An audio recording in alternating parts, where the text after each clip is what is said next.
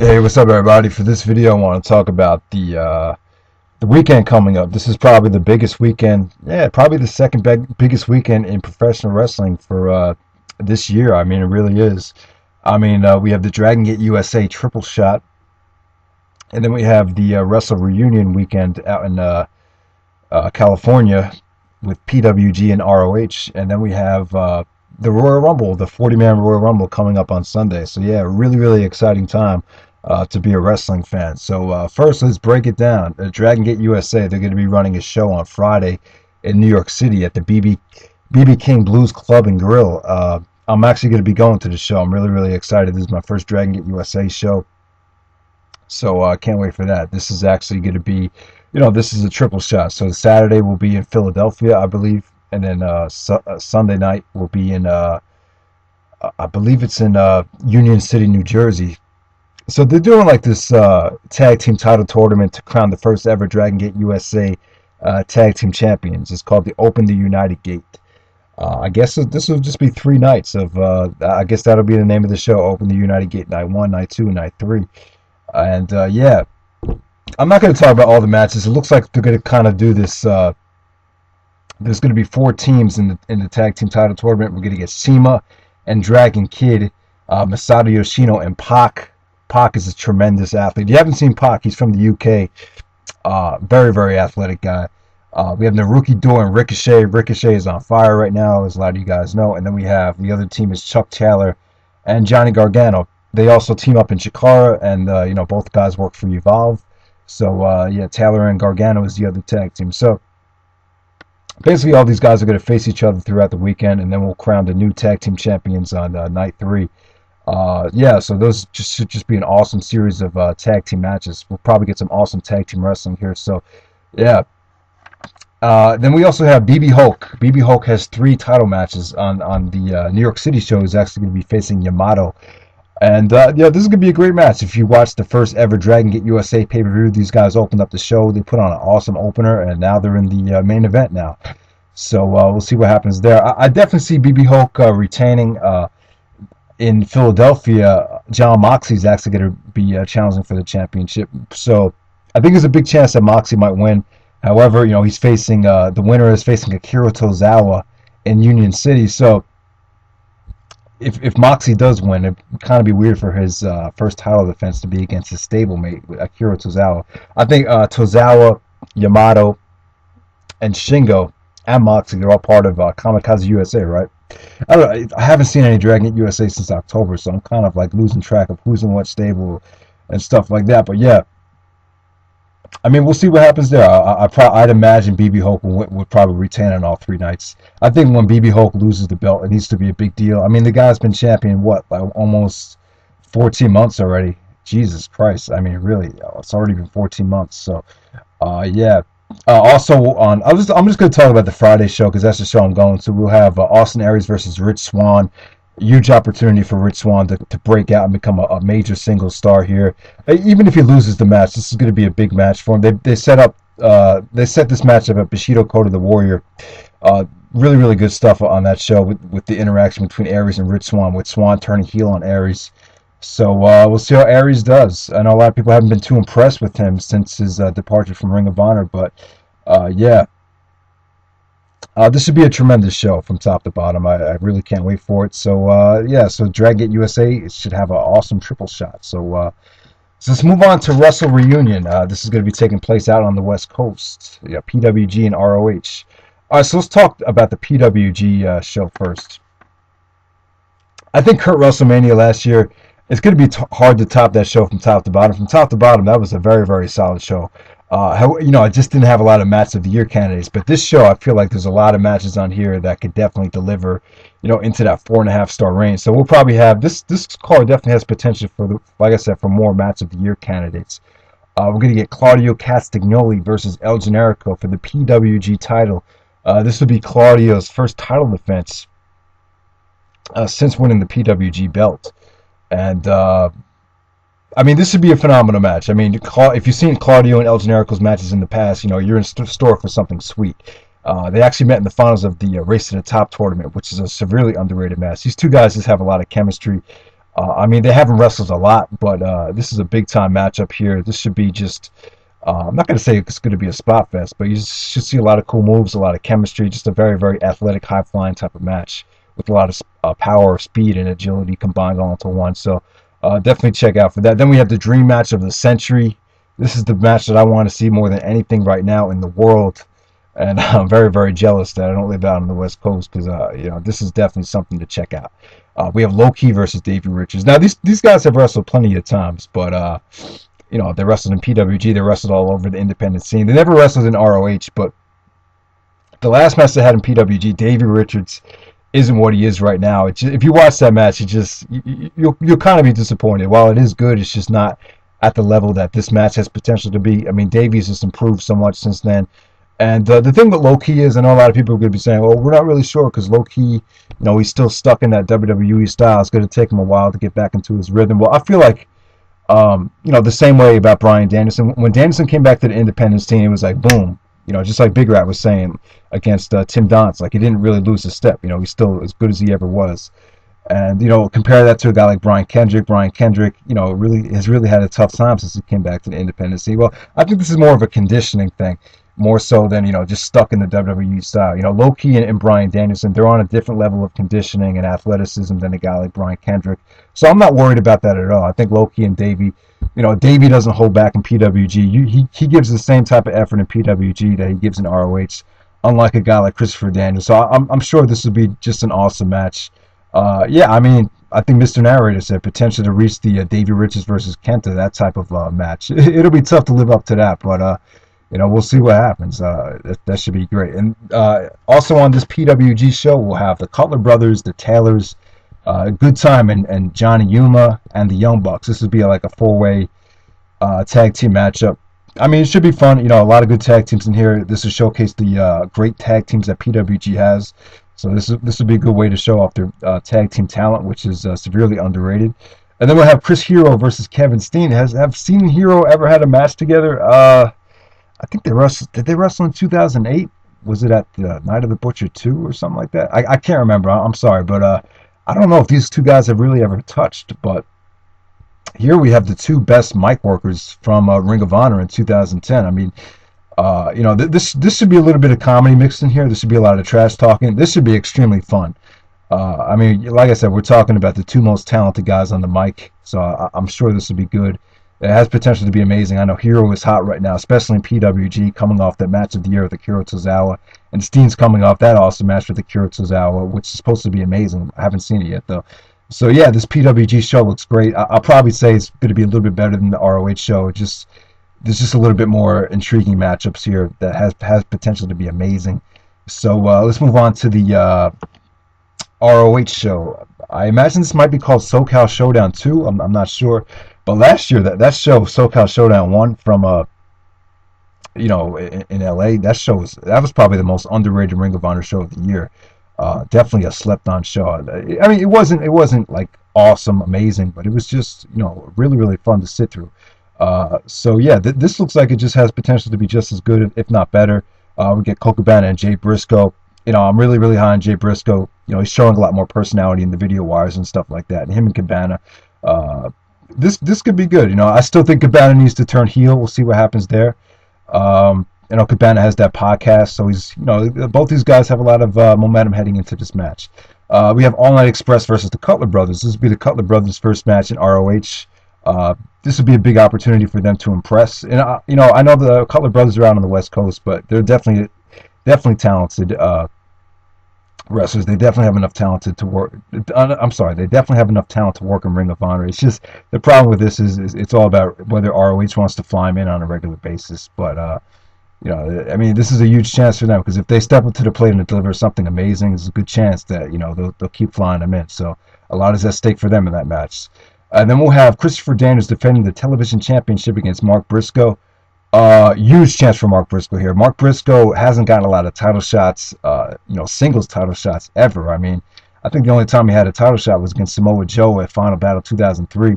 And since then, he really hasn't been given the chance to. So, huge opportunity for Mark Briscoe. I don't see the Briscoes splitting up anytime soon, but I think they need to be used sporadically as far as, dividing them up you know, I just think it needs to be equal amount. Have them go singles on a certain number of shows and then have them tag up. They just need to mix it up a little bit more this year, in my opinion. So, yeah, that should be great right there. That should be at least a 3.5 star match. And then we have the world's greatest tag team taking on the Kings of Wrestling, a non-title match. This will kind of be like I really see world's greatest tag team winning this match. Obviously, it's not a title, so they lost the first time, so they're gonna want to win this one. So then they'll have the rubber match, and the rubber match will probably finally be for the championships. Uh, I imagine that probably at WrestleMania weekend. So, but yeah, this should be great. Charlie Haas and Shelton Benjamin, part of the official ROH roster. I think it's too good to be true. I really, I'm very, very proud that these guys are on the roster. I mean, they're just. I've always been a huge fan of Shelton Benjamin. Shelton has the potential to be one of the top workers in the history of the business. I just think he's that athletic and that good. I like Charlie Haas, but eventually I would like to see Shelton Benjamin, step up and challenge for the Ring of Honor World Championship at least a couple times. I would really like to see that. So, this would be an awesome match. I mean, I love the Glory of Honor match too, and this would be just as good as that, maybe even better. Who knows? And then we'll have Roderick Strong versus El Generico for the ROH World title. Yeah, wow. So El Generico is putting in a lot of work. He has a PWG title shot and then the ROH title shot. Wow. Yeah, this is going to be good. I mean, they had a match this past year, Pick Your Poison, which a lot of people didn't like. It seems like some people were really, really high on it, and then some people just think it was like okay. A lot of people criticized Roderick Strong for the selling in that match, but I thought it was awesome. These two guys have a lot of chemistry. It's just a nice combination here. This hasn't been overdone. This is definitely a fresh matchup. Is this the first time El Generico is challenged for the ROH title? Oh, he challenged Nigel back in 2008. So yeah, this would be great. I mean, if Generico was going to win the belt, I mean, I would expect a lot more build up than this. So I definitely don't think he's going to win here. But yeah, so. But yeah, that should be an awesome match right there. So, all right, let's move on to the next topic. All right, before I talk about ROH and HDNet and Go Fight Live, I want to talk about the Shawn Michaels Hall of Fame thing. I just want to get some feedback. Who do you guys think should induct Shawn Michaels into the Hall of Fame? I mean, I would imagine Triple H would probably be the logical choice, but there's a lot of people. I mean, I think Kevin Nash is a possibility. Even though Nash is is he working for TNA right now, or is he on vacation? I'm not even sure. Marty Jannetty, I think Marty is a perfect candidate. I think Vince McMahon is one. I think Brett inducting Shawn Michaels to the Hall of Fame. I don't think Brett would do it, but I think that'd be really, really cool. Undertaker, Undertaker's definitely not going to induct Shawn Michaels, but yeah, I would say Vince, Marty, or Triple H. Those would probably be the logical choices. Jose Lothario, maybe that's a choice. Brett, I would love for Brett to induct Shawn to the Hall of Fame. This is a big deal, Shawn Michaels getting into the Hall of Fame. This is going to be very, very emotional. So, all right, next thing. All right, so the next thing I want to talk about is the ROH and HDNet deal not being renewed. Is this a good thing or a bad thing? I'm kind of like in the middle. I really don't know. I'm gonna lean towards more towards the positive side because it kind of forces ROH to go out there and explore other options and not just rely on this HDNet deal. Um, Bottom line is, in my opinion, that it's good to have television and everything, but if people aren't watching the show and people aren't seeing it, and people don't have Cablevision doesn't offer HDNet, and a lot of other cable companies don't, provide the HDNet channel. So it was kind of pointless, in my opinion, and it kind of put a bad name in ROH's. I mean, kind of gave ROH a bad name to a degree because I've talked to people, casual fans that did check out the show and just weren't that impressed by it, and changed the channel because they were kind of unimpressed with the talent that was on the show. So, I mean, obviously, like people have said time and time again, it just didn't do the ROH product justice, but yeah, I don't know what it was about this. It just, something was off about it. It just, for whatever reason, it just didn't click. Um, I just think it needed just a little bit more time. I think if they do get on a better station, um, the people that actually attend these shows will have more of an interest, and Yeah, I mean the show wasn't bad though. I did like the show. They offered a shitload of great matches the first year, and this year they really did a good job of building up to pay-per-view matches and great promos, great backstage segments, and everything like that. I mean, overall the overall feel of the show could have been a little bit better. I'm not like totally pissed off about this or anything like that. I think if anything, it's good because it definitely opens the door for something else. I mean, I'm sure someone else will give ROH a television deal in the future. They'll get somewhere. I mean, I think anything up is a step up from HDNet because it just seemed like zero people were interested in the show. I mean, it was a tough show to review too. Like I tried reviewing the show a couple times and I just couldn't do it. Like my heart just wasn't in it, and so I don't know, but we'll see what happens. So I'm like I said, I'm not saying it's a good thing. I'm not saying it's a bad thing. I'm kind of stuck in the middle with it. All right. So the other thing is WrestleMania weekend. ROH has two shows, and they're both going to be on pay-per-view on Go Fight Live. And I'm okay with it. I'm actually okay with this. My problem with it is it's too close to the anniversary show. I feel like they need to pick one or the other. I think it's just too much in a short amount of time. I think it's a little bit too much to ask for people to order the anniversary show in February and then a month later order both of these shows. I feel like, especially on YouTube, like the buzz for the pay-per-views have been great. And that's because the gap has been pretty much perfect. Every 3 months, build up to a pay-per-view. But now it's like you're doing 3 in 2 months. I just think that's a little bit too much. But I don't know. It's nice to have the option to actually watch the show. I'm not going to complain about it. I definitely don't mind giving my money, but hey, I mean, we'll see what happens. I'm sure they're not going to be losing a lot of money if people don't order it. So I just get the feeling it's the kind of thing where it's like it's there if you want it. If you don't order it, it's not the end of the world. I just feel like that's the kind of approach I have to it. But all right, so let's talk about the Royal Rumble and WrestleMania.